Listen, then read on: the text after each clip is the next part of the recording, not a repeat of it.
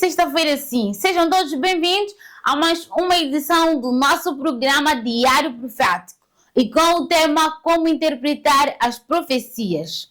Fique ligado que dentro em breve o nosso professor trará para nós mais desenvolvimento em torno deste tema. Aqui você ficará a saber como interpretar uma profecia. Fique ligado à nossa televisão, a Banda TV. E não te esqueças de nos seguir em todas as nossas plataformas digitais. Um beijo e até breve.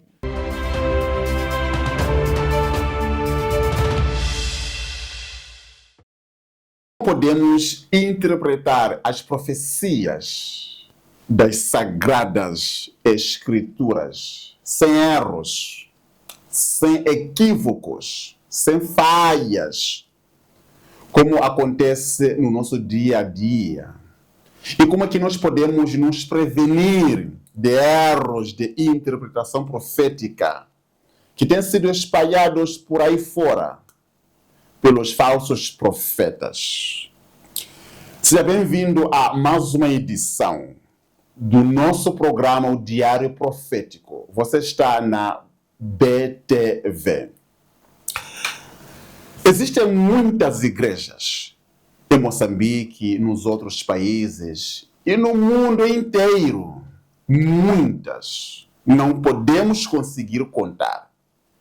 Fato interessante é que todas elas usam a Bíblia Sagrada, a mesma Bíblia Sagrada. Existem muitas posições teológicas, doutrinárias, proféticas e, acredite, são contraditórias. Mas a Bíblia Sagrada usada é esta que eu tenho, é aquela que você tem. Digo, a mesma Bíblia Sagrada. Agora, como é que nós podemos evitar erros?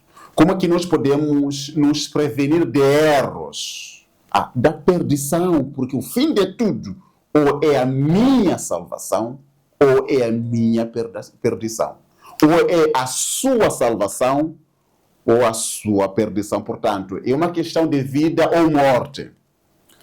Tenho aqui uma lista de muitos métodos que têm sido usados, porque são questões assim espirituais e acadêmicas. Agora, vou apresentar aqui muitos métodos e no fim vamos mencionar um método correto, bíblico, aquele que Jesus Cristo, os patriarcas e profetas, todos os reis de Israel, os apóstolos usaram um método bíblico de interpretação profética para que todos possamos evitar a perdição e engano.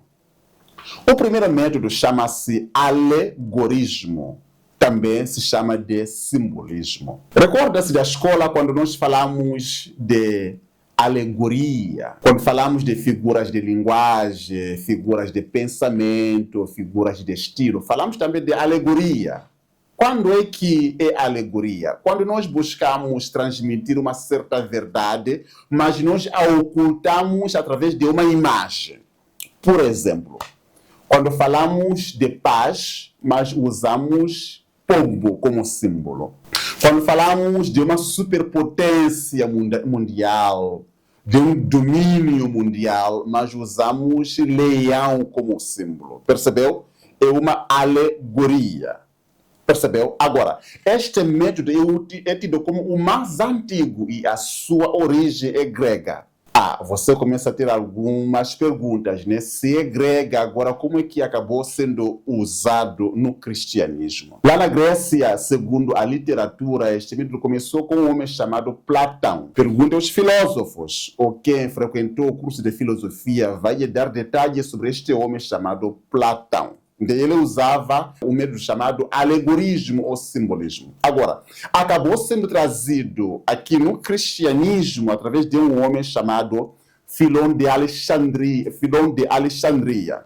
E este homem defendia 3 aspectos dentro do cristianismo através do alegorismo. O primeiro aspecto era literal, ou seja, a nível do corpo. O segundo era moral, ou seja, a nível da alma. E o terceiro era alegórico, ou seja, a nível do espírito. Era a sua visão dentro deste método que ele usava para interpretar as Sagradas Escrituras e especificamente as profecias. O seu discípulo de nome Clemente acabou acrescentando mais 2 aspectos, ou seja, tinha uma visão assim diferente do seu mestre. Clemente defendia 5 aspectos dentro do alegorismo. A começar pelo histórico, temos o doutrinário, o profético, o filosófico e o místico. Percebeu? Agora, aquele homem católico chamado Santo Agostinho também usava este método chamado simbolismo ou alegorismo. E ele defendia 4 aspectos dentro deste método de interpretação das profecias das Sagradas Escrituras. E quais são, segundo Santo Agostinho? Temos o literal, temos o moral, o alegórico e o analógico. Este método está longe de ser aquele que Jesus Cristo usou. Não é bíblico, porque ele nos permite muitas especulações. Razão pela qual vão acontecendo coisinhas como, digamos, a guerra entre Rússia e Ucrânia. Vamos ao texto bíblico. Buscamos incorporar aquilo nas Sagradas Escrituras. Dizemos que está aqui, foi profetizado. Existe um novo Papa que subiu ao trono lá no Vaticano, então, enfim, é este que vai trazer a marca da besta, porque está aqui. Há um novo presidente na América, é este que é a besta e por aí fora. São especulações. E não é bíblico. Não consta nas Sagradas Escrituras. O segundo método chama-se literalismo. Segundo a literatura, este é o método mais ortodoxo. Ou eles recomendam que todo estudante ou teólogo recorra a este método. Mas também não é bíblico, meu amigo. Porque ele defende, portanto, a literalidade de todo o texto bíblico. Só que eu e você sabemos que algumas passagens bíblicas são poéticas, são proféticas, e não podem ser lidas e entendidas de uma forma literal. Portanto, é um método não bíblico. E dentro deste método, desta escola de interpretação das profecias, nós encontramos 3 subescolas. Temos o pré-milenismo, temos o pós e temos o amilenismo. Bom, é um assunto que nós podemos desenvolver no futuro, não é? Em algumas matérias sobre as profecias de Apocalipse. Você não pode perder, aliás, você já está sendo convidado para que saiba sobre aquelas 7 dispensações, o dispensacionalismo, os 1000 anos por aí fora. Já lanço o meu convite para que você não possa perder. E o terceiro método chama-se o idealismo. O que é isso? Segundo este método, o Apocalipse e Daniel não passam de conjunto de símbolos entre o bem e o mal. Percebeu? E segundo esta escola de interpretação, não existe o fim do mundo. Sempre que, ou seja, o fim do mundo é quando a sua vida acaba. Morreu, é o fim do mundo para si. Também não existe assim o juízo divino de uma forma literal, de uma forma real. O juízo divino, segundo esta escola de interpretação, é quando você encara circunstâncias adversas, aquelas circunstâncias abrasadoras, você é exposto a uma tentação, ainda você está perante o juízo divino. Eu e você sabemos que não está correto, portanto, está longe de ser um método bíblico para a interpretação das profecias. Vamos então observar um pequeno intervalo, segundo a orientação da minha produção.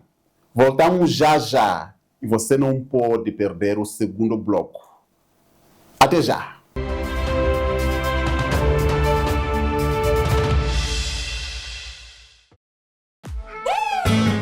A Banda Irvanaria traz para si suplementos naturais 100% orgânicos, preventivos e curativos. Isto é, são suplementos que pode-se tomar para prevenir e curar sem causar efeitos colaterais. Gamma Solution, recomendado para gastrite, úlcera gástrica, cancro do estômago e muito mais.